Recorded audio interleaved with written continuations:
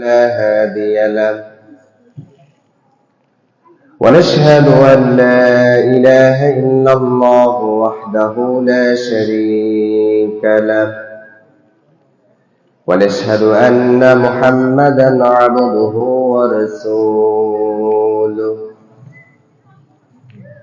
الذي أرسله بالحق بشيرا ونذيرا وداعيا إلى الله بإذنه وسراجا منيرا أما بعد فقد قال الله تعالى في كلامه المجيد والفرقانه الحميد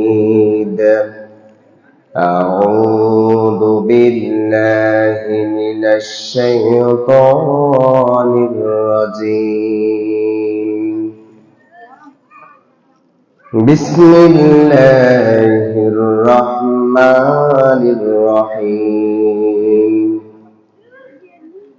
يا أيها الذين آمنوا قوا أنفسكم وأهليكم نارا وقال رسول الله صلى الله عليه وسلم كل مولود يولد على الفطرة فآباه يحبدانه أو ينصرانه أو يمجسانه الحديث মুআজ্জাজ মুহতারাম নয়ন শাখা যুব সংঘ কর্তৃক আয়োজিত আজকের তাফসীরুল কোরআন মাহফিলের সম্মানিত মুরব্বী আলেকরাম, পর্দার আড়ালে আমার মা ও বোনেরা এবং আজকের এই মঞ্চের সামনে উপবিষ্ট ছোট ছোট ভাইয়েরা, সর্বপ্রথম আমরা সারা বিশ্বের প্রতিপালক আল্লাহ রাব্বুল আলামিনের প্রতি শুকরিয়া আদায় করি, যিনি আমাদেরকে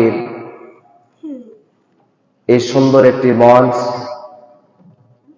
জান্নাতের একটি স্থান, কোরআনের একটি স্থান, এই স্থানে আমাদের সকলকে সমবেত হওয়া তৌফিক দান করেছেন। সে আল্লাহ তাআলাকে আমরা রাজি এবং খুশি করার নিমিত্তেই একটা ছোট্ট বাক্য দ্বারা সকলে শুকরিয়া আদায় করি, বলি আলহামদুলিল্লাহ। আরো জোরে বলি আলহামদুলিল্লাহ। তারপরেই তার বিশ্ব রাসূল সাইয়্যিদুল মুরসালিন খাতামুন নবীন নবী মুহাম্মদুর রাসূলুল্লাহ সকলে পড়ি সাল্লাল্লাহু আলাইহি সাল্লাম, তার উপর অসংখ্য দুরূদ ও তাসলিমা বর্ষিত হোক। আজকে আমরা কিসের মাহফিলে এসেছি? আমরা সবাই কথা বলি, কিসের মাহফিলে এসেছি? কোরআনের মাহফিলে এসেছি। আসলে কোরআন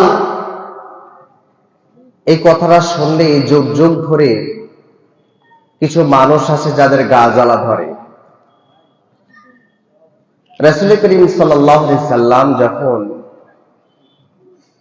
সর্বপ্রথম ওহীর দাওয়াত নিয়ে আসলেন, তখন মক্কার কাফেররা এটাকে পছন্দ করেন নাই। এর ধারাবাহিকতা এখনো আছে, কিয়ামত পর্যন্ত এর ধারাবাহিকতা থাকবে। তো আজকে এই মাহফিলের যে দুরবস্থাগুলি আমাদের, আমরা দেখতে পাই মাহফিল উপলক্ষে যখন মেলা বসে, সেই মেলাতে লোকের অভাব নাই, কি ঠিক কিনা? পাশেই তো কি অনেক দোকান আছে না? আমরা মঞ্চে আসতে গিয়ে দেখলাম যে দোকানের শেষ নেই, ছেলে মেয়ে বুড়ো বুড়ি সবার হুড়োহুড়ি, অথচ কোরআনের মাহফিলে লোক নাই। আবার যদি আমরা আমাদের নিজেদের দিকে আমরা দেখি, লক্ষ্য করব যে আমাদের মধ্যে কোরআন কতটুকু আছে। আসলে কোরআনের মাহফিল লোক থাকে না, কোরআনের কথা শুনতে ভালো লাগে না, তার মানে আমাদের ভিত্তি দুর্বল। আমরা নিজেরাই কোরআনকে সেরকম পছন্দ করি না। তো যা হোক, আপনাদের সামনে আমি যে বিষয়টা চয়ন করেছি, যে সন্তানকে আমরা কোরআন শিক্ষা দিব কেন, এই বিষয়কে নিয়ে আমরা আলোকপাত করবো ইনশাআল্লাহ। যদি আমরা আজকে সন্তানদেরকে কোরআন শিক্ষা দিতাম, তাহলে আজকে আমাদের সমাজ একটি সুন্দর সমাজ হতো, একটা রাষ্ট্র সুন্দর হতো, একটা পরিবার সুন্দর হতো। এভাবে করে প্রত্যেকটি স্তরগুলি আমাদের সুন্দর থেকে সুন্দরতম হয়ে যেত। কিন্তু আজকে আমরা দেখি আস্তে আস্তে আমরা কোরআন থেকে অনেক বিমুখ হয়ে যাচ্ছি। এর ফলে আমরা দেখি এই সন্তানগুলি ধর্ম থেকে বিমুখ হওয়ার কারণে, কোরআন থেকে বিমুখ হওয়ার কারণে আজকে পিতামাতা মার খায়, শিক্ষক মার খায়, লাঞ্ছিত হয় বড়জন, গুরুজন, শ্রদ্ধাভাজন যারা আছে সকলেই আজকে এই যুবকদের হাতে লাঞ্ছিত অপমানিত হচ্ছে। কি ঠিক কিনা? অথচ আমাদের মানব সমাজের মূল ভিত্তি হচ্ছে পরিবার। এই পরিবার যদি উদ্যোগ নেয় যে আমি আমার সন্তানটিকে কোরআন শিক্ষা দেব, অবশ্যই পরিবার থেকেই শুরু হবে কোরআন শিক্ষার আসর। রাষ্ট্রীয় কখনো আপনাকে ফুল দায়িত্ব নিয়ে দিতে পারবে না যে আপনাকে কোরআন শিক্ষা দিব, যদি আমরা আমাদের পরিবার থেকে কাঠামো তৈরি না করি। কিন্তু আমাদের কাঠামো ভুল, পদ্ধতি ভুল, যার কারণে আমরা দেখি সারাদিন একটা মানুষ কর্মক্লান্ত করে এসে যখন সন্ধ্যায় বাড়ি এসে পৌঁছে, বাড়ির দুরবস্থা, ছেলের দুরবস্থা, গ্যাঞ্জাম সবকিছু দেখেই একটা পিতার মনে বিষাদ জন্মগ্রহণ করে। ঠিক কিনা?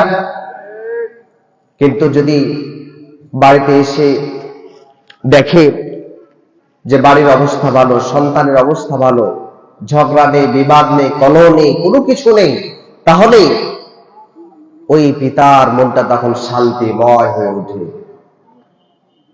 এজন্য আমরা যারা অভিভাবক রয়েছি, সেটা পরিবার হোক, সমাজের হোক, রাষ্ট্রীয় হোক, প্রত্যেকটা স্তর থেকেই আমাদেরকে কোরআনের জন্য কাজ করতে হবে। খেয়াল রাখতে হবে, কোরআন যদি আমরা না পড়াই, না শিক্ষা দিই, তাহলে আমাদের কোথাও কাজে আসবে না। যেমন রব্বুল আলামিন প্রত্যেকটা অভিভাবককে, পরিবারের সদস্যদের, প্রধানদেরকে, যারা মালিক আছে তাদেরকে, সবাইকে লক্ষ্য রেখে ইমানদার মানুষদেরকে, ইমানদার প্রধানদেরকে ডেকে বলছেন, সূরা তাহরিমের 6 নম্বর আয়াত আল্লাহ বলছেন, ইয়া আইয়ুহাল্লাযীনা আমানু কু আনফুসাকুম ওয়া আহলিকুম নারা। আল্লাহ তাআলা বলছেন, হে ইমানদারগণ, তোমরা নিজে এবং তোমার পরিবারের সদস্যদেরকে জাহান্নামের আগুন থেকে বাঁচাও। এই আয়াতে আল্লাহ রাব্বুল আলামিন কি বললেন? যে নিজে বাঁচো এবং পরিবারের সদস্যদেরকে জাহান্নামের আগুন থেকে বাঁচাও। এই দায়িত্ব কাকে দিলেন? যারা আমরা গার্জেন আছি, অভিভাবক আছি, সবাইকে আল্লাহ রাব্বুল আলামিন এই কথা বললেন। আপনি মসজিদ যাবেন আর খুব তাসবিহ দিবেন, এটা আল্লাহ বলেন নাই। আপনি তাহাজ্জুদ পড়বেন, খালি এই ফজরের আগে উঠবেন না, তাহাজ্জুদ পড়বেন, বাসায় আপনার ছেলে পড়বে, মেয়ে পড়বে না, স্ত্রী পড়বে না, এটা হবে না। সবাইকে পড়াতে হবে। জাহান্নামের আগুন থেকে বাঁচাতে হলে যে কর্ম পদ্ধতিগুলি রয়েছে, সেই কর্ম পদ্ধতিগুলি আমাদেরকে বাস্তবায়ন করতে হবে। এজন্য কোরআন শিক্ষার কোনো বিকল্প নেই। কারণ আমাদের প্রত্যেকটা জায়গাতে, আপনি নামাজ পড়বেন, নামাজে কোরআন লাগবে না? আপনার জানাজায় কোরআন লাগবে না? যেখানে যাবেন কোরআন লাগবে, আরবি শেখা লাগবে। আজকে আমরা বিভিন্ন ইউটিউবে, ফেসবুকে আমরা দেখি, যখন একটা বাচ্চা একটা সুন্দর করে ইংরেজি পড়তে পারে, তখন আমরা খুব গর্ববোধ করি। এটা নিয়ে আমরা খুব আলোচনা করি যে আমার ছেলেটাকে ইংরেজি পড়তে পারছে, কিন্তু কোরআন পড়তে পারে, এটা নিয়ে আমরা কখনো গর্ব করি না। এটাকে আমরা একটা নিছক গরিবদের, আলেমদের, এটাকে আমরা পড়া মনে করেছি। অথচ আলোচনাতে আজকে বুঝতে পারবেন যে কোরআনটা কতটুকু গুরুত্বপূর্ণ আমাদের। সম্মানিত উপস্থিতি, আমরা অভিভাবকরা কেন করব এটা? আমরা কেন সন্তানদেরকে কোরআন শিক্ষা দেব? কারণ একটা সন্তান নষ্ট হওয়ার পিছনে দায়ী হচ্ছে পিতা মাতা। একটা সন্তান গাঁজা খায়, এই গাঁজা খাওয়ার পিছনে দায়ী কে বলেন তো? কে দায়ী? পিতা মাতা। আমরা সমাজের দোষ দিই, বন্ধুর দোষ দিই, কিন্তু আমরা হাদিসের প্রেক্ষিতে বলি যে সর্বপ্রথম সন্তান নষ্ট হওয়ার পিছনে দায়ী হচ্ছে একজন পিতা মাতা। এটা আমরা খাওয়া অন্যকে দোষ দিই, এই দেশ চলবে না। তার প্রমাণ আমরা দিই বুখারীর 1318 নম্বর হাদিস। আল্লাহর নবী মুহাম্মদ সাল্লাল্লাহু আলাইহি সাল্লাম বলেন, কুল্লু মাউলুদিন ইউলাদু আলাল ফিতরা, প্রত্যেকটা সন্তান ফিতরাতের উপর জন্মগ্রহণ করে। সেই ফিতরাতটা হচ্ছে ইসলাম। সে খ্রিস্টানের ছেলে হোক, হিন্দুর ছেলে হোক, ইহুদির ছেলে হোক, সাঁওতালের ছেলে হোক, যখন এই পৃথিবীতে একটা সন্তান প্রথম ভূমিষ্ঠ হয় তখন সে ইসলামের উপর মুসলমান হয়ে জন্মগ্রহণ করে। এরপরে রাসূলুল্লাহ সাল্লাল্লাহু আলাইহি ওয়াসাল্লাম বলেন, ফাবাহু ইউহাদ্দিদানিহি, তারপর তার পিতা তাকে ইহুদি বানায়, আও ইউনাসসিরানিহি, তার পিতা তাকে নাসারা বানায়, আও ইউমাজ্জিসানিহি, তার পিতা তাকে অগ্নি পূজক বানায়। তাহলে এই হাদিসে কি বোঝালো? এই হাদিসে আমাদেরকে যেটা বলা হলো যে সন্তান, প্রত্যেকটা সন্তান জন্মগ্রহণ করে কিসের উপর? বলে কিসের উপর? মনোযোগ নাই। কিসের উপর জন্মগ্রহণ করে? ইসলামের উপর জন্মগ্রহণ করে। ঘুম আসছে নাকি আপনাদের? জেগে থাকতে হবে। তো ইসলামের উপর জন্মগ্রহণ করে। এরপরে ইহুদি বানায় কে? পিতা মাতা। খ্রিস্টান বানায় কে? পিতা মাতা। অগ্নিপূজক বানায় কে? পিতা মাতা। যদি আমরা এই হাদিসকে এক সাইডে রেখে আমরা জাগতিক বিষয় আসি, তখন দেখেন একটা সন্তান জন্মগ্রহণ করার পর পিতা মাতার আপনার একটা টার্গেট আছে না, যে আমার সন্তানকে আমি ডাক্তার বানাবো, আমার সন্তানকে আমি ইঞ্জিনিয়ার বানাবো, আমার সন্তানকে আমি বিশেষ ক্যাডার তৈরি করবো। এটা আমাদের ইচ্ছা হয় না? আমরা ছোট থেকেই তার মেধার উপর নির্ভর করে আমাদের পরিবারের যারা যারা যেই কোয়ালিটির পরিবার, তারা সে অনুযায়ী তারা নির্বাচন করতে থাকে যে আমাদের সন্তানকে আমরা কি তৈরি করব। এটা তারা নির্বাচন করে।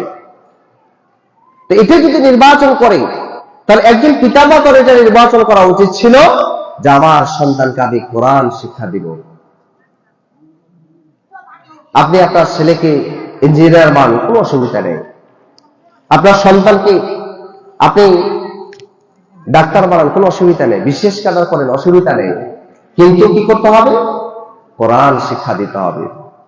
কোরআন সুন্নাহ শিক্ষা না দেওয়ার কারণে আজকে আমাদের সন্তানরা জানে না। ধরুন আপনাদের কথাই বলি, যারা আপনাদের 50 ঊর্ধ্বে বয়স, 60 ঊর্ধ্বে বয়স যাদের রয়েছে, তারা বলেন তো যে আপনারা এই কোরআন সুন্নাহ না জানার কারণে আপনারা কি কি সমস্যা ফেল করেছেন? আপনারা বোঝেন না? এখন সালাম ফেরার পরে তাসবিহগুলো মুখস্থ করবেন, এখন করতে পারেন না। ইচ্ছা হয় যে কোরআন একটু পড়বো, কিন্তু ইচ্ছা হলে কি পারে? এখন হচ্ছে কি বলেন যে ব্রেনে নেয় না। এইভাবে যদি আমরা প্রত্যেকটা অভিভাবক খেয়াল করতাম, আমরা লক্ষ্য করতাম আমার কি কন্ডিশন, তাহলে আমার সন্তানের একই অবস্থা। এই কারণে প্রত্যেকটা পরিবার যদি তার টার্গেট থাকে আমার ছেলে মেয়েকে আমি যাই করি না কেন বড় হয়ে, কিন্তু আমি তাকে কোরআন সুন্নাহ শিক্ষা দেব, তাকে শেখাতে হবে। এই টার্গেট ফেল করার কারণে আজকে বাপ মা লাঞ্ছিত হচ্ছে, অপমানিত হচ্ছে। যেমন আমরা দেখি, কেন কোরআন শিক্ষা দেব? কোরআনে কি রয়েছে? আমরা যদি আমাদের নিজেদের স্বার্থের কথা একটু দেখি যে আমাদের অভিভাবকদের কি প্রয়োজন রয়েছে, কেন আমরা কোরআন শিক্ষা দেব? এক নম্বর যদি আমরা লক্ষ্য করে দেখেন, আল্লাহ রাব্বুল আলামিন, আপনি পিতা মাতা আপনার সঙ্গে আপনার সন্তান কি ব্যবহার করবে এটা আল্লাহ তাআলা বলে দিয়েছেন, বলেন নাই? আল্লাহ রাব্বুল আলামিন বলেন, ওয়াকাদা রাব্বুকা ألا تعبدوا إلا إياه وبالوالدين إحسانا। আল্লাহ তাআলা বলছেন তোমার প্রতিপালক তোমাকে আদেশ করেছে, যুবক তোমাকে আদেশ করেছে যে তোমার প্রতিপালকের ইবাদত করো। এরপরে 2 নম্বর তোমার কাজ হলো তোমার প্রতিপালকের পরে ওয়াবিল ওয়ালিদাইনি ইহসানা, তোমার পিতামাতার সাথে তুমি সদ্য ব্যবহার করবে, ভালো ব্যবহার করবে। এটা কে বলছেন? আল্লাহ তাআলা বলছেন। তাহলে এই যে পিতামাতার সাথে ভালো ব্যবহার করা, এটা কোথায় শিক্ষা পেলেন? কোথায় পেয়েছেন? কথা বলেন, কোথায় পেয়েছে? আল কোরআনে। মাইকেল মধুসূদন দত্তের বই পেয়েছেন? রবীন্দ্রনাথের বই পেয়েছেন? না আমাদের দেশে যে এই বেগম রোকেয়া সাখাওয়াত হোসেনের বই পড়া হয় অবরোধবাসী নেই, কোথায় পেয়েছেন? কার বই পেয়েছেন? না বঙ্গবন্ধুর আত্মজীবনীতে পেয়েছেন? কোথাও পেয়েছেন? বাবার সাথে কিভাবে ব্যবহার করতে হবে? কোথাও পাবেন না। পাবেন কোথায়? যেই কিতাবটাকে আমরা অবজ্ঞা করছি, যেটাকে আমরা ছুড়ে ফেলছি, এই কিতাবে আপনি পেয়ে যাবেন পিতামাতার সাথে কিরকম ব্যবহার করবেন। তো আজকে আমরা আমাদের সন্তানদেরকে এই কোরআনের সংস্পর্শে নিয়ে আসি না, কোরআনকে চিনাই না, যার কারণে আজকে সন্তানরা বাপ মার মর্যাদা বুঝে না, সম্মান দেয় না। দেখেন আল্লাহ তাআলা আরো কি বলছেন। আল্লাহ রাব্বুল আলামিন বলছেন, যুবক তুমি কখন করবে, বিশেষ করে তোমার পিতামাতার সেবা কখন করবে? আল্লাহ বলছেন, ইম্মা ইয়াবলুগান্না ইনদাকাল কিবারা আহাদুহুমা আও কিলাহুমা فلا تقل لهما أف ولا تنهرهما وقل لهما قولا كريما। আল্লাহ তাআলা বলছেন, বিশেষ করে তোমার পিতামাতা যখন বার্ধক্যে পৌঁছবে, একজন আও কিলাহুমা অথবা তাদের দুজনেই বার্ধক্যে পৌঁছে যাবে, তখন ওই সময়ে তাদের সেন্স থাকবে না, তাদের সেন্স ঠিক থাকবে না, তারা সেভাবে চলাফেরা করতে পারবে না, মেজাজ ঠিক থাকবে না। এই জন্য আল্লাহ বলছেন, ফালা তাকুল্লাহুমা, তাদেরকে এমন কথা বলিও না যে কথা দ্বারা উফ শব্দটি কথা বলে, এইরকম কথা তাকে বলিও না। ওয়াকুল্লাহুমা কাওলান কারীমা, আর তাদের সাথে সুন্দর উত্তম কথা বলো। আল্লাহ রাব্বুল আলামিন কোরআন কারীমে প্রত্যেকটা যুবককে, আমাদের সন্তানদেরকে এই আদেশ দিয়েছেন। আচ্ছা বলেন, আজকে যারা অভিভাবক রয়েছে, আমরা কি আমাদের সন্তানের কাছ থেকে সেবা পেতে চাই? কি বলেন, পাই না পাই? চাই না? আমরা সবাই চাই। তাহলে যদি আমাদের টার্গেট থাকে সন্তানের কাছ থেকে সেবা পাবো, তাহলে কোরআনের সাথে আমরা পরিচয় করাবো না? কি দরকার আছে কিনা? প্রত্যেক মানুষের দরকার। যেখানে আল্লাহ তাআলা আরো বলছেন, ওয়াখিদ লাহুমা জানাহা দুল্লি মিনার রাহমা ওয়া কুর রাব্বিরহামহুমা কামা রাব্বায়ানি সগীরা। আল্লাহ বলছেন, যুবক শুধু তাদের সাথে সম্মানজনক কথা বলবে সেটা নয়, তাদের সামনে ভালোবাসার সাথে নম্রভাবে তোমার মাথাকে তুমি নত করে দিবে। সুবহানাল্লাহ। আজকে আপনি গালি খাচ্ছেন এই কারণেই, কারণ কোরআনের সাথে সম্পর্ক নাই, কোরআন সুন্নাহর সাথে আমাদের সম্পর্কহীনতা রয়েছে। আজকে যারা আজকে এই মাহফিলের কথা বলি, যারা এই কোথায় এই যে মেলাতে আছে, বিভিন্ন দোকান পাশারে পুতুল কিনছে, ঝালবড়া কিনছে, তারপরে বাদাম কিনছে, এই সমস্ত ক্রয় করছে যারা, তারা আজকে কোরআন বুঝে নাই, যার কারণে কোরআনের মাহফিল আসে নাই। এই দোষটা কার? আমরা যারা অভিভাবক রয়েছে তাদের দোষ, কারণ আমরা আমাদের সন্তানদের মাইন্ডে ওইটাকে আমরা এখনো ঢোকাতে পারি নাই। সম্মানিত উপস্থিতি, সুতরাং আমাদেরকে এর প্রতি খেয়াল রাখতে হবে। দেখি যদি আমরা আরেকটু খেয়াল করি যে আমরা কেন আমরা সন্তানদেরকে কোরআন শোনা শিক্ষা দিব, কেন আমরা শিক্ষা দিব? যদি আমরা হাদিসের দিকে লক্ষ্য করি, মুসলিম শরীফে বর্ণনায় আবু হুরায়রা রাদিয়াল্লাহু তাআলা আনহু বলেন, ক্বালা রাসূলুল্লাহ আন্না রাসূলুল্লাহ সাল্লাল্লাহু আলাইহি সাল্লাম ক্বাল, তিনি বলেছেন, ইযা মাতাল ইনসানু ইনকাতা আনহু আমালু, মানুষ যখন মারা যায় তখন তার সমস্ত আমলগুলি, আমলের দরজাগুলি বন্ধ হয়ে যায়, কোনো আমল তার কবরে পৌঁছায় না। ইল্লা মিন সালাসা, তিনটি আমল তার কবরে পৌঁছায়। ইল্লা মিন সাদকাতিন জারিয়া, সদকায়ে জারিয়া যেগুলো তার কবরে পৌঁছতে থাকে। আও ইলমিন ইউনতাফাউ বিহি, উপকারী এলেম তার কবরে পৌঁছে। আও ওয়ালাদিন সালিহ, নেক সন্তান, যেই নেক সন্তান ইয়াদউ লাহু, তার পিতামাতার জন্য দোয়া করবে। রব্বিরহামহুমা কামা রাব্বায়ানি সগীরা, আমরা সবাই বলি রব্বিরহামহুমা কামা রাব্বায়ানি সগীরা। এই দোয়া করবে, দোয়াটা যাবে। আমি বলছিলাম যে কেন করব, এই হাদিসে যে আমরা একাধিক শুনি আমরা, তারপর আমি বলছি যে দেখেন এই হাদিসের তিনটা আমলের কথা বলা হয়েছে। একটা সদকায়ে জারিয়া, যেটা আমরা সবাই ধনী গরিব সবাই আমরা করি, মসজিদ মাদ্রাসা মাহফিল এতিমখানা, গরিব মানুষ ফকির মিসকিন সবাই আমরা কম বেশি দান করি।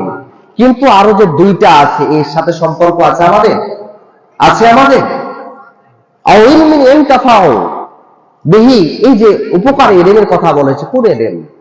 আপনার বাংলা নয়, ইংরেজি নয়, ম্যাথামেটিক্স নয়, জিওলজি নয়, পদার্থ নয়, রসায়ন নয়, কোন জ্ঞানের কথা বলা হয়, সেটা হচ্ছে কোরআন এবং সুন্নাহ। এটা হচ্ছে উপকারী এলেম। এই এলেম যারা পড়াবে, যারা ব্যবস্থা করবে, এটা তার কবরে পৌঁছতে থাকবে। যেমন আমার বাপ মা আমাকে পড়িয়েছে, কোরআন মাজিদ সুন্নাহ পড়িয়েছে, ব্যবস্থা করেছেন। এই যে আমল করছি, আমরা আমল করছি, আলোচনা করছি, আপনাদের সামনে বলছি, এই জন্য তারা যখন মারা যাবে তাদের অংশে একটা নেকি পৌঁছতে থাকবে, তারা যেটা ব্যবস্থা করেছেন। যেমন আমার উস্তাদ রয়েছেন, শাইখ আব্দুর রশিদ মাদানী সাহেব রয়েছেন, আমাদেরকে পড়িয়েছেন, আমরা তার কাছে শিক্ষা গ্রহণ করেছি। এই যে আমরা আলোচনা করছি, পড়ছি, আরো বাচ্চাদেরকে পড়াচ্ছি, এভাবে একটা অংশ তার আমল নামায় চলে যাবে। এটা উপকারী এলেম। কিন্তু আজকে যে এলেমের সাথে আমরা সম্পর্ক রাখছি, এই এলেম দিয়ে 5 পয়সা লাভ হবে না। যেটার পিছনে আজকে আমরা ছুটছি, যে জ্ঞানের পিছনে আমরা যাচ্ছি, এটা দিয়ে বাপ মার কবরে কখনো লাভ হবে না। তারপরে বললেন কি, আও ওয়ালাদিন সালিহ, নেক সন্তান, যে নেক সন্তান দোয়া করবে, রব্বিরহামহুমা কামা রাব্বায়ানি সগীরা বলে দোয়া করবে। আচ্ছা বলেন, যে আমরা আজকে যে সন্তান রেখে যাচ্ছি, বাপ মার জন্য দোয়া করতে পারি? দোয়া করার ক্ষমতা রয়েছে? ক্ষমতা নেই। আমরা দেখলাম কিছুদিন আগে আমাদের বাংলাদেশে সুন্দরী পুরুষ, কারা কারা দেখেছে বলুন, হাত তোলেন তো। সুন্দরী পুরুষ বাংলাদেশে কে অনুষ্ঠান হয়নি? সুন্দরী পুরুষ, সুন্দর পুরুষ আগে, এখন কি এই যে আমাদের এখন সুন্দরী, বিশ্ব সুন্দরী হলো, তাই না? আমাদের বাংলাদেশ থেকে অংশগ্রহণ করেছে বিশ্ব সুন্দরী। আসলে বিশ্ব সুন্দরী নয়, এটা হচ্ছে বিশ্বাস সুন্দরী। এরকম ছেলেদের মধ্যে সুন্দর পুরুষ নির্বাচন হয়, আমাদের বাংলাদেশে হয়েছিল গত কিছুদিন আগে। তো এভাবে নাম কিনলো সুন্দর পুরুষ। তো সুন্দর পুরুষের পিতা মারা গেল, তো জানাজা গেছে, জানাজা গিয়ে ওই সুন্দর পুরুষ জানাজার নামাজে দাঁড়াচ্ছে, জানাজার নামাজ কিভাবে পড়তে হবে সেটাই জানে না। অথচ বাংলাদেশের মিডিয়া পাড়ায় তোলপাড় সুন্দর পুরুষকে নিয়ে। তো আজকে আপনার ছেলেকে হাতে ব্রেসলাইট, সুন্দর ক্যাপ, একটা গাড়ি কিনে দিয়েছেন, দামি মোবাইল কিনে দিয়েছেন, এলা কিনে দেন না? আপনার কিনে দেন না? এত সুন্দর করে তৈরি করলেন। আচ্ছা বলেন তো, জানাজা নামাজটা পড়তে পারবে? পড়া দূরে থাক, পড়তে পারবে? সম্ভব নয়।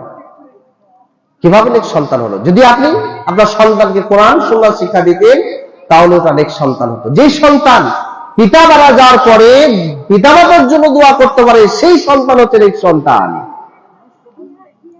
কিভাবে হবে? আপনি তো আপনার জীবদ্দশায় আপনার সন্তান মসজিদে যায় না, মসজিদে কিভাবে নামাজ পড়তে সেটাই জানে না। আজকাল যুবকেরা পারে না, দোয়া দরুদ জানে না, তাসবিহ জানে না।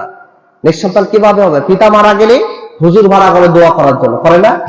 মসজিদে গিয়ে বলে, হুজুর 500 টাকা দিলাম আমার বাপের জন্য দোয়া করে দেন। গোরস্থানে এই কবর জিয়ারতের জন্য খালি হুজুরকে ভাড়া করে নিয়ে যায়। কি যায় কিনা বলেন?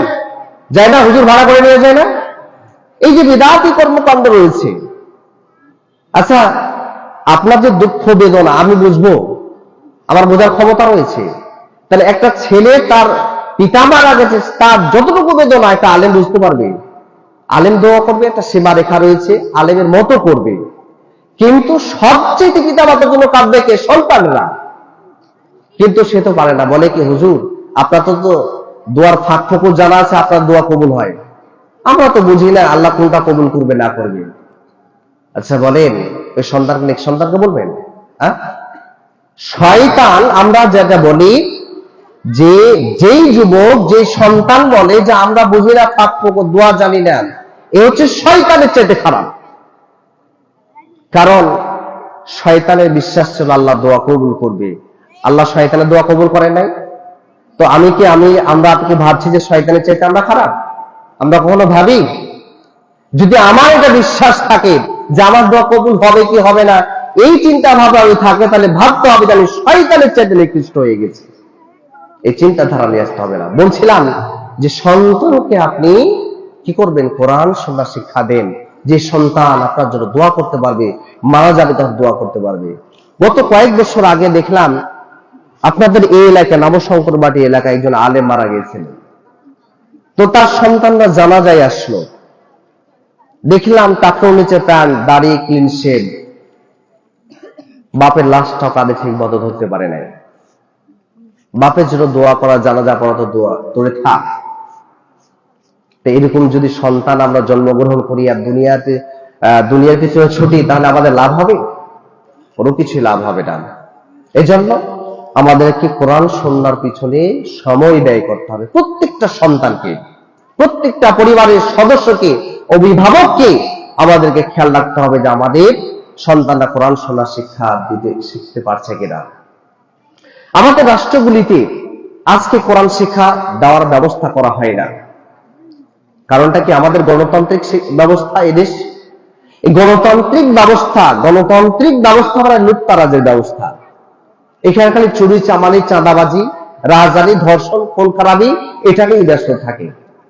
এই জন্য স্বাধীনতার 50 বছর বার হলো, এখন পর্যন্ত বাংলাদেশের এই 50 বছরের ইতিহাসে কোন এমপি মন্ত্রী কেউ এখন পর্যন্ত রাষ্ট্রীয় পর্যায়ে থেকে কোরআন সুন্নাহ শেখার ব্যবস্থা করতে পারে নাই, কেউ বলে নাই সংসদে গিয়ে। আমরা এবছর শুরুতে দেখলাম প্রাইমারি স্কুলগুলোতে গানের টিচার রাখা হবে, একটা আইন জারি হচ্ছিল না গানের টিচারের। অথচ প্রত্যেকটা প্রতিষ্ঠানে কোরআন সুন্নাহ শিক্ষক দরকার ছিল, হাফেজের দরকার ছিল, কিন্তু সরকার এটা করে নাই। যা হোক, এটা প্রতিবাদের কারণে, আন্দোলনের কারণে এটাকে স্থগিত রাখা হয়েছে, বন্ধ রাখা হয়েছে, ধন্যবাদ জানাই আমরা। কিন্তু কেন করেন না বলেন তো? আজকে যারা আমাদের রাষ্ট্র পরিচালনা করে তার অধিকাংশ কমিউনিস্ট, নাস্তিক, মুনাফিক, বামপন্থী, ইহুদিদের দালাল, খ্রিস্টানদের দালাল, হিন্দুদের দালাল, যারা রাষ্ট্র পরিচালনা করছে তারা কখনো চায় না যে আমাদের সন্তানরা কোরআন শিক্ষা করুক, এটা তারা কখনো চায় না। কারণ একটা সন্তানকে যখন ছোট রুট লেভেল থেকে, প্রাইমারি লেভেল থেকে কোরআন শিক্ষা দিবেন, কোরআন সুন্নাহ তার মধ্যে যাবে, তখন সে কখনো চাঁদাবাজি করবে না, সে কখনো ধর্ষণ করবে না, সে কখনো লুটতরাজ করবে না, সে কখনো দেশের টাকা বাইরে নিয়ে যাবে না, সে কখনো দুর্নীতির সাথে জড়িত হবে না। কিন্তু আমাদের দেশের রাজনৈতিক দলগুলি যারা আজ থেকে 50 বছর পর্যন্ত দেশকে পরিচালনা করছে, এরা লুটতরাজের সাথে জড়িত, চাঁদার সাথে জড়িত, ধর্ষণের সাথে জড়িত, দুর্নীতির সাথে জড়িত, দেশের সম্পদ বাইরে পাঠানোর সাথে জড়িত। এরা জানে যে এটা করলে এটা হবে না, এই জন্য কোরআন শিক্ষা তারা বাস্তবায়ন করতে চায় না। কি ঠিক কিনা বলেন? চাই না, এরা চাই না, করবে না, ভবিষ্যতে করবে না। যদি আমরা সেরকম লোককে মনোনীত না করতে পারি, এই জায়গাটা কলুষিত হয়েছে। আমরা আলেম ওলামা নির্বাচনে দাঁড়ায় বলি যে ওর মতো লোক কিনে দাঁড়িয়েছে। আসলে কি রাষ্ট্র কি খারাপ জায়গা? বলেন, পরিষদ খারাপ জায়গা? পৌরসভা খারাপ জায়গা? ওটা কি খারাপ জায়গা? বলেন, এটাকে আমরা খারাপ ভেবে দিয়েছি। আল্লাহ রাসূল রাষ্ট্র পরিচালনা করেন নাই, আবু বকর রাদিয়াল্লাহু করেন নাই, উমর রাদিয়াল্লাহু তাআলা করেন নাই, উসমান রাদিয়াল্লাহু তাআলা করেছেন, আলী রাদিয়াল্লাহু তাআলা করেছেন। কিন্তু আজকে আমরা এটাকে এতটা নিকৃষ্ট করে নিয়েছি, খারাপ করে নিয়েছি, যেখানে ভালো মানুষের জায়গা নাই। যার কারণে আজকে আমাদের এই দূর অবস্থা। আমাদের পকেটে টাকা নেই, ব্যাংকে টাকা নেই, দেশে টাকা নেই, এই কোরআন সুন্নাহ না থাকার কারণে। এই জন্য প্রত্যেক জায়গা থেকে, রুট লেভেল থেকে আমাদেরকে কোরআন সুন্নাহর ব্যবস্থা করতে হবে। যদি সরকার না চায়, সরকার না করে, তাহলে আমাদেরকে ব্যবস্থা করতে হবে। অভিভাবক যারা আছে আমাদের নিজ নিজ দায়িত্ব থেকে কোরআন সুন্নাহ আমাদেরকে শিক্ষার ব্যবস্থা করতে হবে। কিন্তু আজকে আমাদের রাষ্ট্র পর্যায়ে দেখলাম বিগত 16 বছরে কোরআন সুন্নাহ যারা জানে তাদেরকে গ্রেফতার করা হয় নাই। কি বলেন, গ্রেফতার করা হয়েছিল? যাদের কাছে কোরআন পাওয়া গেছে তারা কি জঙ্গি, জেএমবি, মৌলবাদ, ধর্মান্ধ, জামাত, শিবির আখ্যায়িত করা হয় নাই? জেলখানায় বন্দী করা হয় নাই? তো কোরআন সুন্নাহর কারণে যদি এতগুলা হয়, আমরা মনে করি যদি কোরআনকে লালন করার কারণে, কোরআন সুন্নাহকে লালন করার কারণে এতগুলো অপবাদ দেই, আমরা কখনো খুশি নয়। হাসতে হাসতে আমরা সব সময় আমাদের জীবনকে দিতে রাজি আছি। আমরা গতদিনে দেখলাম যে নোয়াখালীতে আমাদের কিছু ভাইয়েরা মসজিদে কোরআনের একটা তাদের আলোচনা করছিল। সেখানে কিছু ভাইরা গিয়ে মসজিদে মারামারি হয় না, রক্তাক্ত হয় নাই? হয়েছিল কিনা? কে কে জানেন? বলেন, হয়েছিল কিনা বলেন? যেটা আমাদেরকে সবচেয়ে মর্মাহত করেছে।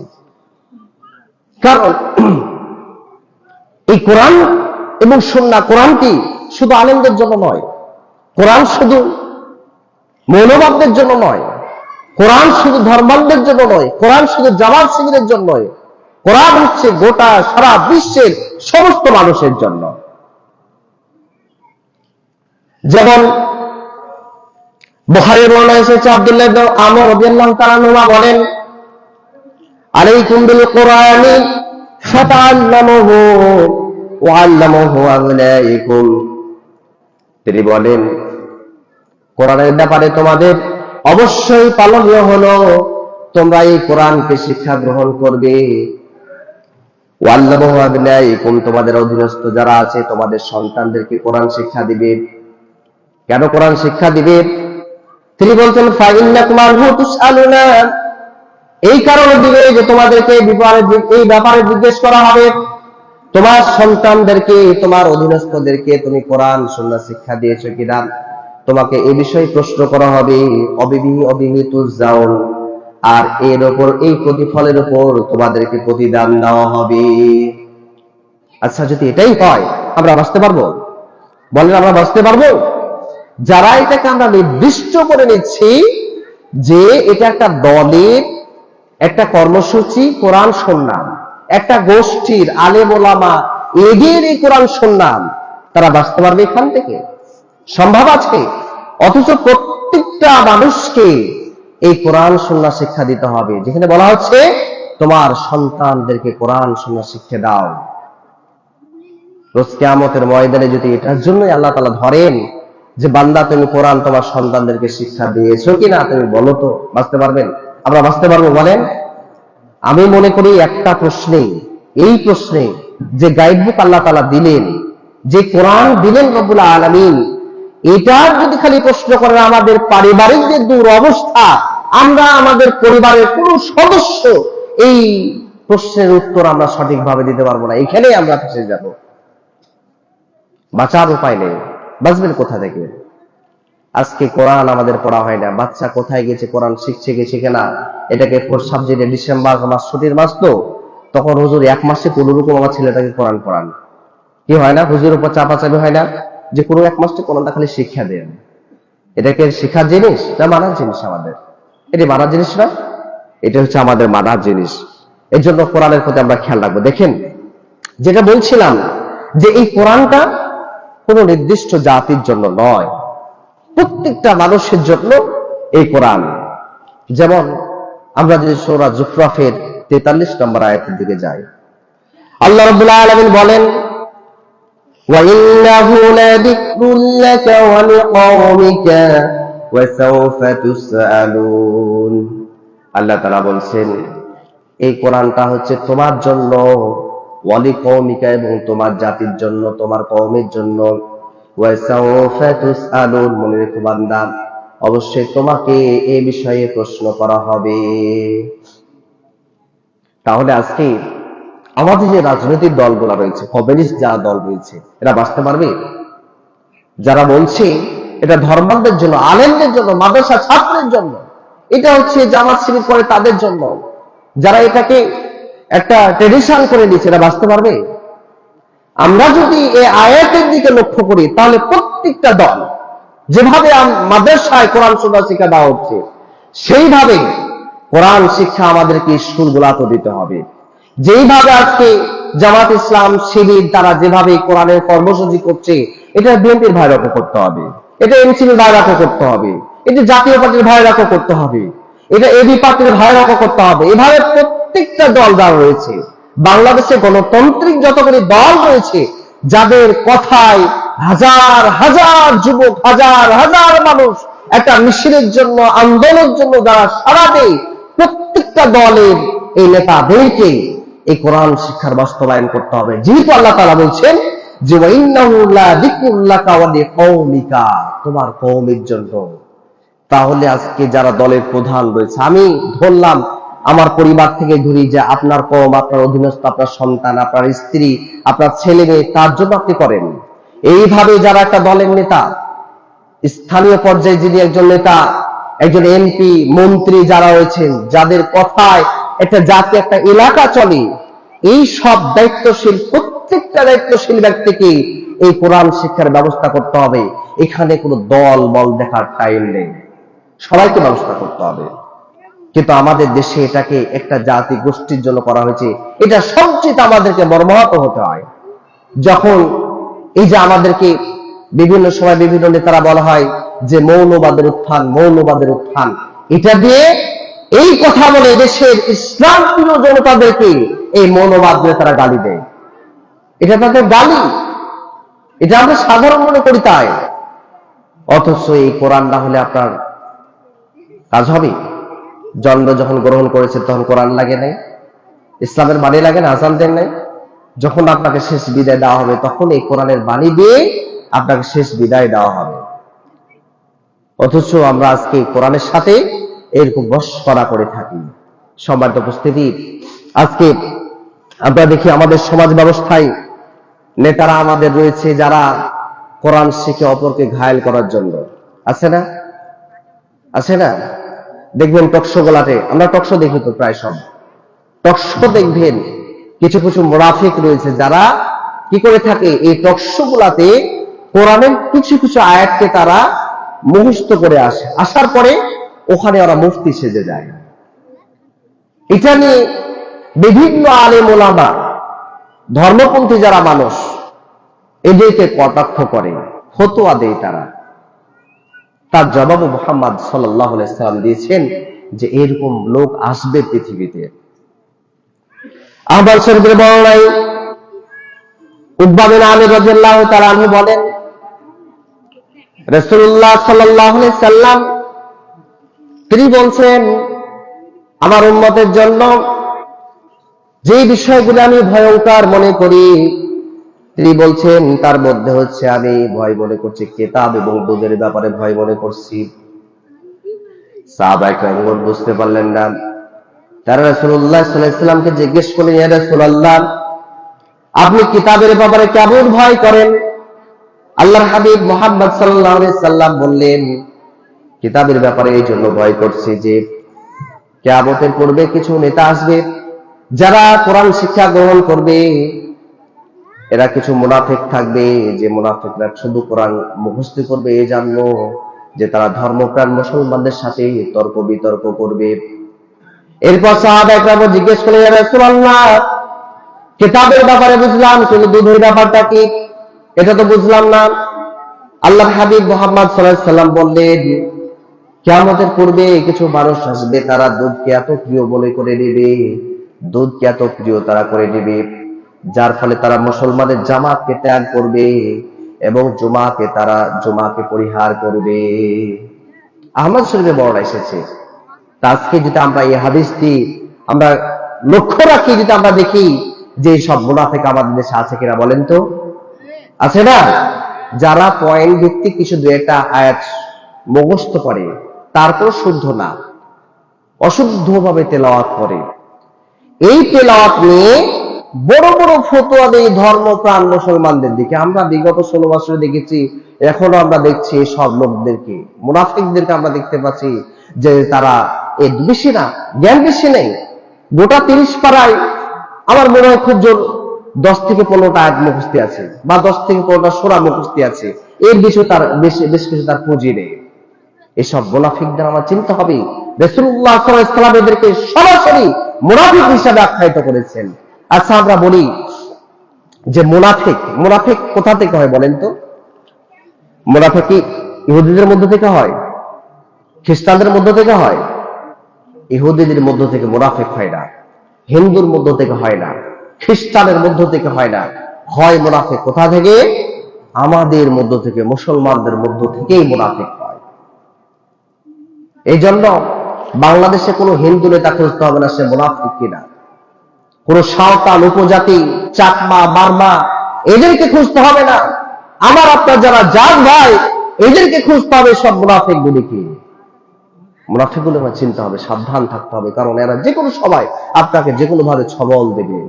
সম্মানিত উপস্থিতি, আমরা চেষ্টা করি কোরআন সুন্নাহকে লালন করার। এটা আমাদের প্রয়োজন রয়েছে, প্রত্যেক জায়গাতে প্রয়োজন রয়েছে।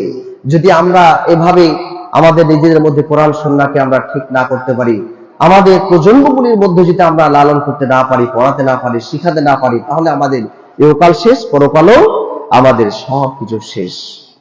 যদি আমরা আমাদের সন্তানদেরকে দেখেন কোরআন সুন্নাহ যদি আমরা শিক্ষা না দিই, তাহলে অবস্থা আমাদের সবচেয়ে খারাপ। এটা আমাদের জন্য ফিতনা। আল্লাহ রাব্বুল আলামিন সূরা আনফালের 28 নম্বর আয়াতে বলেন, ওয়ালামু আন্নামা আমওয়ালুকুম ওয়া আওলাদুকুম ফিতনা ওয়া ইন্নাল্লাহা ইনদাহু আজরুন আযীম। আল্লাহ তাআলা বলছেন, ওয়ালামু, তোমরা জেনে রাখো, তোমাদের সন্তান সন্ততি, ধন সম্পদ তোমাদের জন্য ফিতনা। মনে রেখো বান্দা, ওয়া ইন্নাল্লাহা ইনদাহু আজরুন আযীম, আল্লাহ রাব্বুল আলামিনের নিকট রয়েছে সবচেয়ে উত্তম মহাপুরস্কার। সন্তান ফিতনা না আমাদের জন্য? একটু উদাহরণ দেব, ফিতনা কিনা না বুঝেন আপনারা যে ফিতনা কিনা? ফিতনাটা হচ্ছে যে আপনার সন্তানকে যদি আপনি সঠিক শিক্ষা না দিতে পারেন, কোরআন সুন্নাহ যদি আপনি না শিক্ষা দিতে পারেন, তাহলে আপনার জন্য ফিতনা। কারণ এই কোরআনে যেভাবে একটু আগে আপনাকে একটা এক্সাম্পল দিয়েছি যে আপনি পিতামাতা হিসেবে কিরকম ব্যবহার পেতে পারেন, আল্লাহ তাআলা কোরআনে বলেছেন এটা। সেই রকম ভাবে মদের কথা নেই কোরআন মাজিদে, হারাম এটা ঘোষণা নেই, আছে কিনা? গাঁজার কথা আছে কিনা? হিরোইনের কথা আছে কিনা? হ্যাঁ, এই মদের কথা রয়েছে, যেটা আজকে আমাদের যুব সমাজের সবচেয়ে বড় প্রিয় খাবার, আছে না? আর আমাদের বৃদ্ধ মানুষের প্রিয় খাবার কি বলেন? কি? এই যে কথা বলেন না। যুবকদের হচ্ছে কি? ব্যঞ্জন, গাঁজা, হিরোইন, তারপরে হচ্ছে ইয়াবা, এগুলোই। আর যারা বৃদ্ধ হয়ে গেছে তাদের একবার এদিকে মারে, একবার এদিকে মারে। বলেন কি এটা? গোল খায় না, আছে না? এটা গোল কি জায়েজ? গোল জায়েজ না। আমাদের দেশে কিছু ফতোয়া রয়েছে, হাইব্রিড মুক্তি রয়েছে, যারা বলে যে পান খাওয়া মাকরুহ। আচ্ছা, মাকরুহ মানে কি বলেন? মাকরুহ মানে তো অপছন্দনীয়।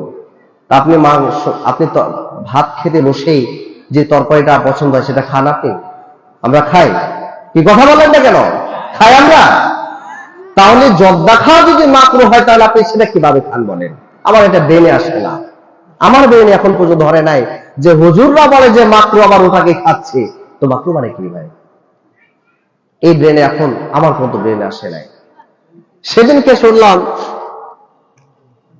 যে এই যে আপনার জর্দার কথা বলি, এই জর্দা যেটা হয়, গুল যেটা হয়, এটা তো আমরা মানুষ খাই, কিন্তু যে এলাকায় চাষ হয় শুনলাম যে ওই এলাকার গরু, ছাগল, হাঁস, মুরগি, বত কেউ খায় না। আমরা যে ধান লাগাই বা যে কোনো সরিষা আমরা ফসল আমরা উৎপাদন করি, জাল দিয়ে, বেড়া দিয়ে সুন্দর করে ঘেরে না, যে ছাগলে বকরিতে খেয়ে নেবে জন্য। তো যেখানে তামাক চাষ হয় সেখানে কোনো বেড়া লাগে না, এমনি খোলা মাঠে হয়, কারণ ওটা গরুতে খায় না, ছাগলে খায় না, কুকুরে খায় না। কুকুরও প্রসাব করতে যায় না ওই জায়গাতে, কুকুরও প্রসাব করে না ওখানে। এত জঘন্য এই তামাকের গাছ। তো এই তামাক থেকে জর্দা হয় না? এই যে আপনার কি খান, ডারবি খান, তাই না? বেনসন খান, বিভিন্ন সিগারেট আছে না, এর ভিতরে যে তামাকটা, এটা কি তামাক না? আপনি যে গোলটা খাচ্ছেন, এই গোলটা কোথা থেকে হয় বলেন? গোলটা কোথা থেকে? এই তামাকের গাছ থেকে গোল হন। তো কিভাবে আপনি খেয়ে আপনি মসজিদে আসতে পারেন? অথচ এই মসজিদে আমাদের হালাল দুটি খাবার, কি বলেন তো? পেঁয়াজ আর রসুন। হারাম না হালাল? কথা বলেন, হারাম না হালাল? হালাল। হালাল না? এই কাঁচা পেঁয়াজ কাঁচা রসুন খেয়ে মসজিদে খাওয়া আসা আপনার জন্য নিষেধ। আপনি আসতে পারবেন না, কারণ এখান থেকে দুর্গন্ধ বের হয়। একটা হালাল জিনিস খেয়ে আসতে আপনাকে মসজিদে আসতে নিষেধ করা হচ্ছে। একটা মানুষ কিভাবে সিগারেট খেয়ে গোল খেয়ে মসজিদে কিভাবে আসতে পারে? ইবাদত কিভাবে কবুল হবে? গোল খাওয়া বাদ দেন, আমরা গোল খাওয়া বাদ দেবো ইনশাআল্লাহ। এখানে অনেক মানুষ রয়েছে যারা গোল খায়, বলে দাঁত বিষ বিষ করে, দাঁত বিষ বিষ করে। আমি যখন এখানে ছিলাম, নয়ন সকায় যখন ছিলাম, বেশ কয়েকজনকে গোল ছাড়িয়েছিলাম, বলছে দাঁত বিষ বিষ করে। নেশা, এটা একটা নেশা। আমি তাদেরকে চকলেট দিয়েছিলাম, যখন আপনার গোল খাওয়া নেশা হবে তখনই চকলেট চুষবেন, সিরিজ খাবেন। দেখেন 1 মাস আগে প্র্যাকটিস করেন, আপনার গোল ফাঁস করে যাবে। তাকে সিরিজ পকেটে ভরে দিয়েছিলাম, দেখা গেছে এক সময়ে তার গোল খাওয়া নেশা হারিয়ে গেছে, দাঁত ব্যথাও হারিয়ে গেছে। সিবিট দিবেন তাকে। সিবিট তো দাঁতের ওষুধ, দাঁতের জন্য না সিবিট। এসব হারাম খাবার বর্জন করেন, এটা দিয়ে ইবাদত কবুল হবে না। সমাজের উপস্থিতি বলছিলাম যে এই যে গাঁজা, এটা আমাদের সন্তান, এটা হচ্ছে ফিতনা। যখন একটা সন্তান গাঁজা খায়, ইয়াবা খায়, ফেন্সিডিল খায়, এটা আমাদের জন্য খারাপ না? পরিবারে শান্তি পায় না, দেশে পায় না, সমাজে পায় না, এলাকায় গ্রাম কোথাও কেউ এই নেশা যারা খায় তাদের হাত থেকে কেউ রক্ষা পায় না, সবাই অশান্তিতে ভোগে। তাহলে এটা ফিতনা হচ্ছে না? ফিতনা মানে যেখানে অশান্তি, সেটা ব্যক্তি হোক, সমাজ হোক, পরিবার হোক, যে হোক না কেন, এটা হচ্ছে একটা অশান্তি, যেটা আমরা প্রত্যেকটা আজকে পরিবারগুলি দাও দাও করে চলছি। এটা হচ্ছে দুনিয়ার ফিতনা, যেটা আজকে আমাদের রাজনৈতিক গণতান্ত্রিক দলগুলি তাদের যুবকদেরকে মোটিভেশন করার জন্য কি দেয়? নারী দেয়, টাকা দেয়, মদ দেয়, গাঁজা দেয়, দিয়ে তোর আনন্দ ফুর্তি কর আর আনন্দ মিছিল কর, হয় না এগুলা? আজকে যুবকদেরকে তাদের দলের টাকার মেয়ে ঢোকানো মেন হাতে হচ্ছে গাঁজা, হিরোইন, ফেসিলিটি এগুলো। এটা নিয়ে তারা আজকে আনন্দ ফুর্তি করে। সম্মানিত বলছিলাম যে এটা হচ্ছে দুনিয়ার ফিতনা। আখিরাতের ফিতনা কি? আখিরাতের ফিতনা হচ্ছে যে আপনি ওই সন্তানের কাছ থেকে দোয়া পাবেন না, দোয়া পাবেন না, ভালো দোয়া পাবেন না।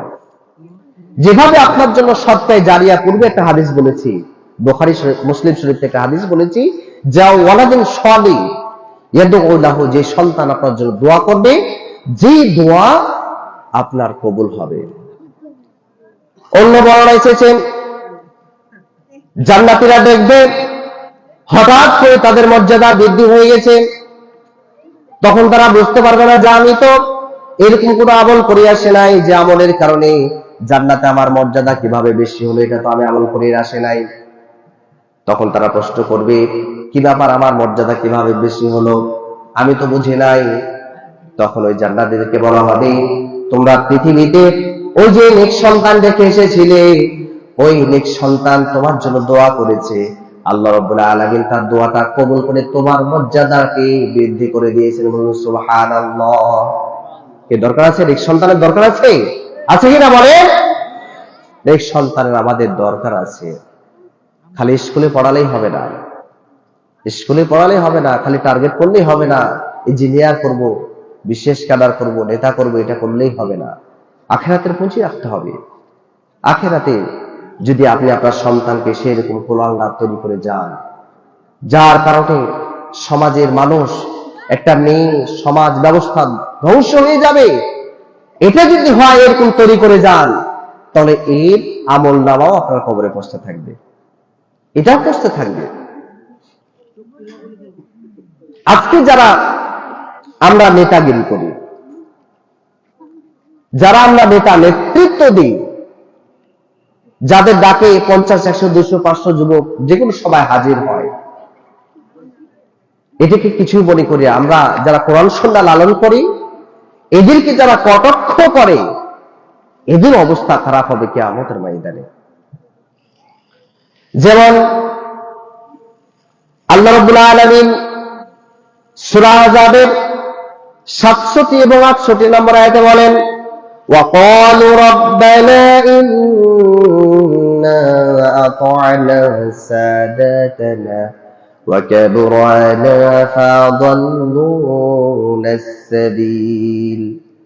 যে সমস্ত সন্তানগুলি পথভ্রষ্ট হয়েছে পৃথিবীতে, যে সমস্ত দলের নেতাদের অনুসারীগুলি দুনিয়াতে পথভ্রষ্ট হয়েছে, যারা কোরআন সুন্নাহ সংস্পর্শে আসতে পারে নাই, এই সমস্ত সন্তানগুলি যখন তারা জাহান্নামে যাবে, আল্লাহ বলছে সূরা আহজাবের 67 এবং 68 নম্বর আয়াত খুলে নেবেন, গিয়ে দেখবেন বাসায় গিয়ে, তারা তখন জাহান্নামে যাবে, তখন তারা বলবে রব্বুল আলামিনকে, রব্বানা, হে আমাদের প্রভু, ইন্না আতানা, আমরা আনুগত্য করেছিলাম, সাদাতানা, আমাদের যারা নেতৃবর্গ ছিল এদেরকে আমরা আনুগত্য করেছিলাম, আর কাদের, ওয়াকাবুরানা, আমাদের সমাজে যারা বিশিষ্টদের গিয়ে সম্মান বিশিষ্ট বর্গ ব্যক্তি ছিল, সম্মানী ব্যক্তি ছিল, এই সমস্ত বিশিষ্ট জন লোকদের আমরা আনুগত্য করেছিলাম, ফাদাল্লুনা সাবিল, এর ফলে আজকে আমরা পথভ্রষ্ট হয়েছি।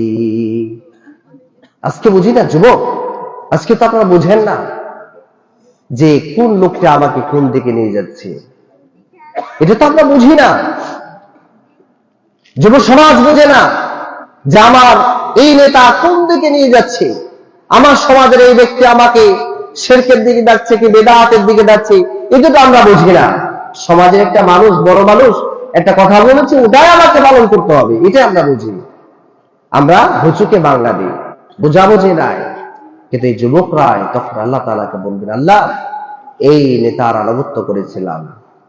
আচ্ছা বলেন, আমাদের নেতারা যারা ডাকে, আমাদের গণতান্ত্রিক পদ্ধতিতে যে সরকার ব্যবস্থা চলছে, সমস্ত নেতারা যারা ডাকে, তারা ডেকে অধিকাংশ দলগুলি, বাংলাদেশের 40টার উপরে রাজনৈতিক দল রয়েছে নিবন্ধিত, এসব দলগুলি নেতারা কখনো কোরআনের কর্মসূচি বাস্তবায়ন করেছে, হাদিসের কর্মসূচি বাস্তবায়ন করেছে, নামাজের কথা বলেছে কখনো নামাজ পড়তে হবে?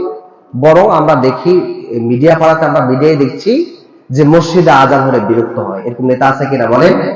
আছে, এরকম নেতা আছে। কোরআনের আলোচনা হলে বিরক্ত হয়, আছে কিনা বলেন? আছে।